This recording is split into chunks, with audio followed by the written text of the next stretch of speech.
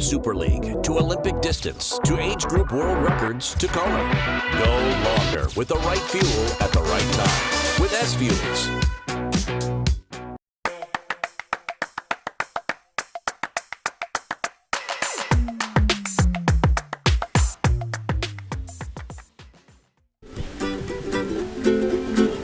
Almost heaven, breath slip and fall.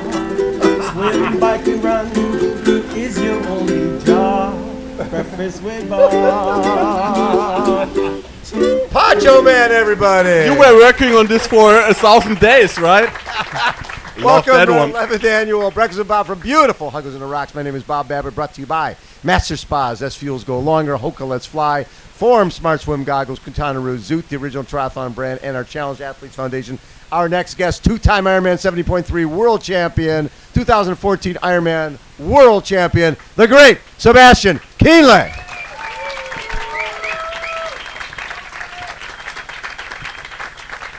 So, are you fit or fucked? Well, I keep that fuck for the last bit of the marathon. Yeah, no, I mean, I made it to the start line. Looks like I'm one of the few left Exactly. who finished the 2019 race. I know, It's a right? long time ago. Yeah, yeah. I mean, I think the last couple of weeks have been pretty good. So, Yes. Fit. I don't know what that means in that field, though. Was it hard to make that decision that this is your last Kona and that you're retiring after this year, or is it just feels right? Sitting here. This feels pretty good. Yeah, but knowing that it's the last time I'm sitting here as a professional athlete makes it definitely a really hard decision. Because right now I'm feeling good and like I said, not fucked, but actually quite in a good shape. And then you definitely start to second guess yourself and think like, One more year. probably That's a big deal. yeah, but I mean, trust me, like this thought was in my mind for quite a long time. It definitely wasn't an easy decision, but at the end, it's my body kind of made the decision for me. So I didn't really had to do anything. It was just listening to what's left, and there's not too much left, and so therefore, but this little bit I'm gonna empty on Saturday. So you've been doing some your 14th Ironman St. George, PTO Open, Canada, and U.S. Open. And I love the fact that you're supporting those events. Double-digit numbers. Well, that's Not okay. good. 12, 16. But I mean, you still ran well. You ran well in both. Yeah, but that's obviously because I bike really weak, and then I had a lot of energy left on the run, and also people to catch up, which was quite fun, I have to say, for sure. But yeah, for having a good result here, I have to bring it all together, and I think I'm capable of doing that. I know you are. And when I look at 2019, you were third here, ran 2:49 off the bike, 8:02. How has the sport changed in this? I mean, it's like we look back in 2019. If someone went sub 8 anywhere, that was unbelievable. Now it's sort of expected. I think if the conditions are like today, you have to do sub 750 here to win the race. Yeah. Sub 750. Yeah. And what type of run? Like 230 something? I don't know what that means for the run. It really depends on how fast the guys are going on the bike. But yeah, for sure. I mean, you probably have seen more of these races than anybody else. And we have at least 5 rookies who have a pretty good chance to win the race. I mean, know.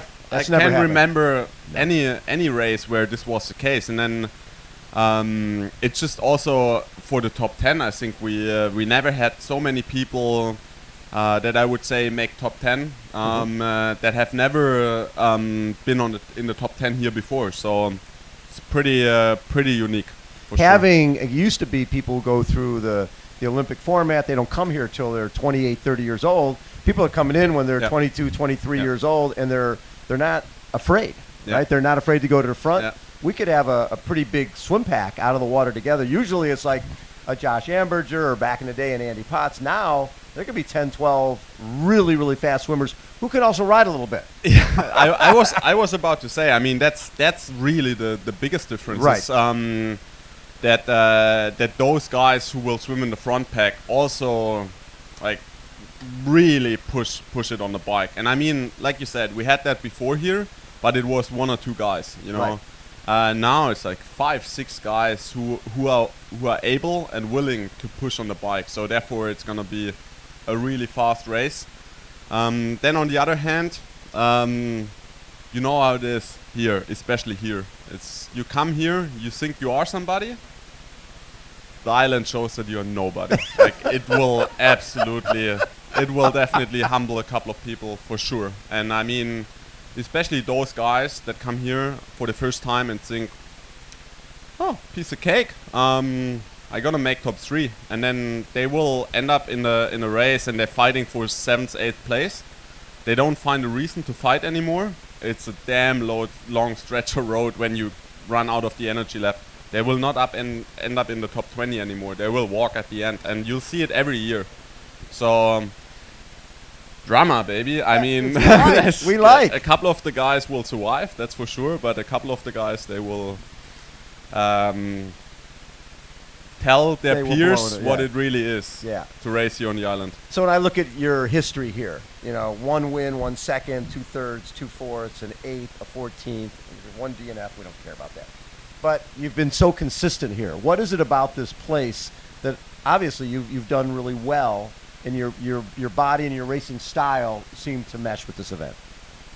It's difficult to say. At the beginning, we thought I will definitely struggle with the heat. You know, probably a little bit heavier than most of the top 10 contenders, especially when it comes to the run. And the first time I came here, I came from Vegas, and Vegas that year was crazy hot. Yeah. And I came here and I thought, like, it's actually not that crazy. And I had a great race in Vegas, and I think just in the first 2 years I learned everything about the race that there is to learn, pretty much, which helped me a lot in the future. And I always came here like really early, so in total I probably spent a year here on the island. My son even has a second Hawaiian name, so I think that's important to really be one with the place, you know. And I feel some people come here and it's all hard for them, you know. I mean, they lie in their bed and they sweat, you know, and they like all the sheets are wet, and they hate it, you know. Right. I mean, then there's a windy day and they hate it. And for me, it's always this what it's all about, you know. I mean, I loved it when I look up in the morning and I see Haleakala, no clouds. I knew, yeah, windy. This is gonna be a good day. This is gonna be a good day for our sport. And you know, accept these challenges makes the race better for you mentally, for sure. You've always been one of those guys who understands that you have a bigger purpose than just racing. Your job is, and I think you've embraced it, to get people into the sport, people loving the sport. Your passion, every time I've seen you, you love it. You love the sport so much, and you want that guy who's 40 pounds overweight to find this sport and realize that this can change their life as well. Yep. Right? That's from the first time we ever chatted. I could tell that was really what made you tick. I mean, at the end, that's definitely the thing that makes me the most proud, is if I get a letter like that, you know, from a wife and her husband. Yeah, I mean, he turned around his life because he switched on the TV some random night in 2014, and so like, I mean, he came back from a shift in the hospital, and I mean, he wasn't in very good shape, you know. Yes. And the sport turned his life around, you know. It made him a better human being, and hearing a story like that is definitely what sticks at the end of my career. Yeah. So besides the win here in 2014, you had a second to Jan. You've had some thirds. What race sticks out here as one of your favorites? I think actually, I mean, of course, the win was great, but the first time I've been here was, I mean, it's just undescribable. You know, to cross this finish line after this brutal 8 hours plus race, it was the best feeling in my life. You know, and I mean that separates our sport from pretty much every other sport. I mean, even for me as a professional, of course I have goals, and I'm disappointed if I don't succeed with these goals. But crossing the finish line here in Hawaii is always something that's absolutely extraordinary and gives you this, I don't know what it is, but overcoming, you know, your struggles and everything on the given day is something, yeah, that separates this from every other sport and every other event probably. So that was the first time I had this feeling. It was, yeah, addictive for sure. I mean, it is a little bit like a drug, and just like every drug, it's probably not always just good for you. But luckily it's better than most of this stuff, in a way better way. And then of course 2019, you know, coming back after I quitted the race in 2018, and I just quitted 3 races in my whole career, and then making the podium in 2019, yeah, it was a huge, I would even say relief, you know, because you start to doubt yourself, and you think like, I don't have it anymore, and prove yourself that you still have it is just something great, yeah. So you sort of kicked it off in 2014, winning it, and then it's been German, and here in Kona, it goes you, and then Jan Frodeno for a couple, then Patrick Lange for a couple, then Jan again, and so you sort of kick things off with that. How much has the sport changed in Germany in that since like 2014? It seems like it was booming before, but I think it's bigger now than it's ever been. Yeah, I mean, of course we have to say there have been guys like, you know, Thomas Hellriegel and Norman Stadler and Jürgen Zach and all the guys. Exactly. So there have been Fares, for example, who have been all in their own way great ambassadors for the sport. Yep. So, but yeah, then there was a stretch where Germany wasn't winning the big races anymore. Australia was dominating. And exactly, and I mean, especially for the media, it was very important. You know, it's like in every country, the guys in the country, they switch on the TV because they want to see their guys win the race. Right. And of course, if you're a fan from the sport, it doesn't really matter probably that much to you. But if you're just new to the sport, it helps a lot when a German guy is in front. So, of course, that paved the way for the next generation of athletes to find better sponsorships and, you know, having better events and grow the sport, for sure. What will you do next? Because it's funny when people retire when you're a young guy. Yeah.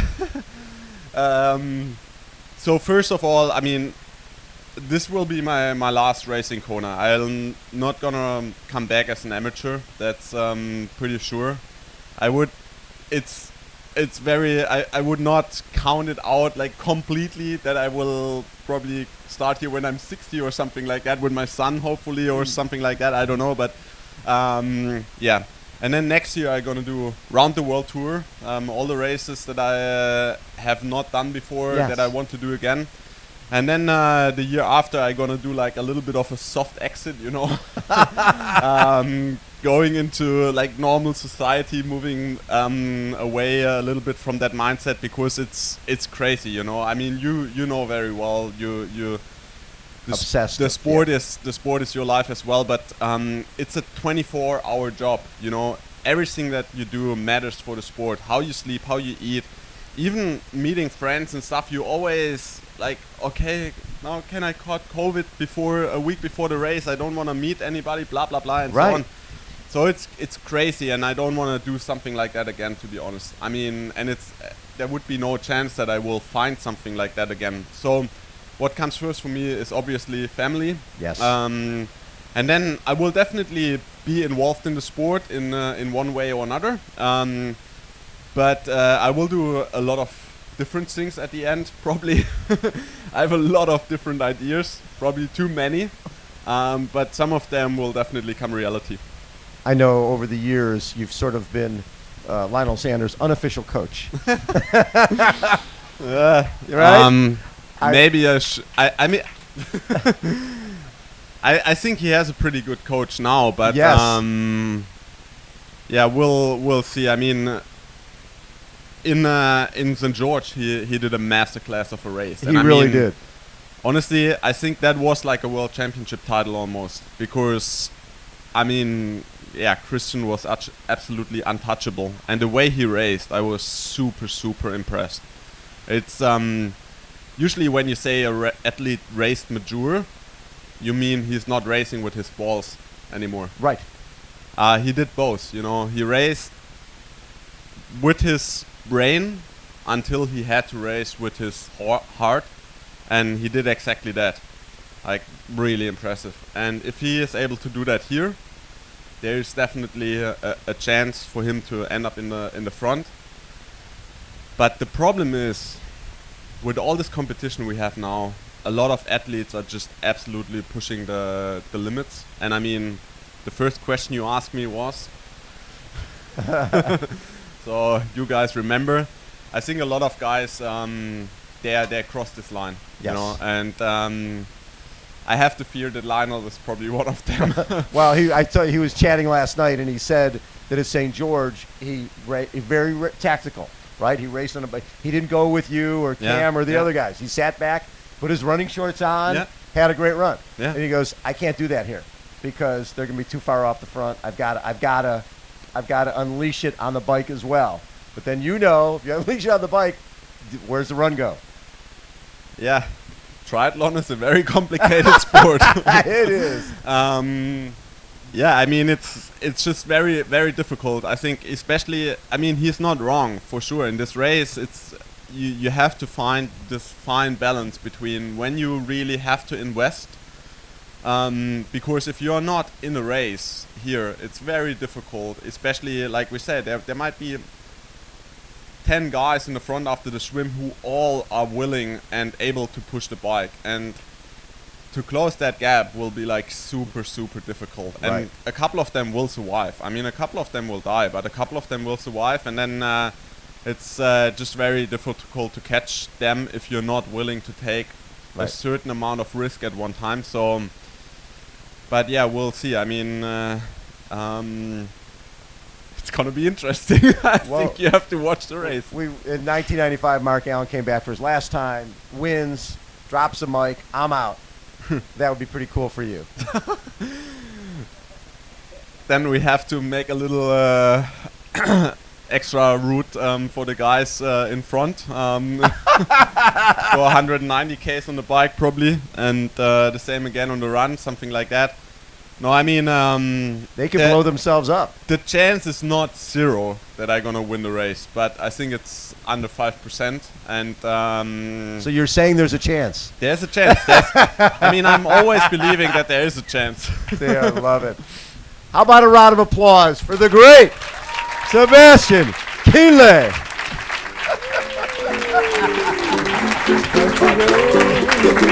Take me home to the place where I belong. Breakfast with Bob, Kailua Kona. Take me home. It's breakfast with Bob.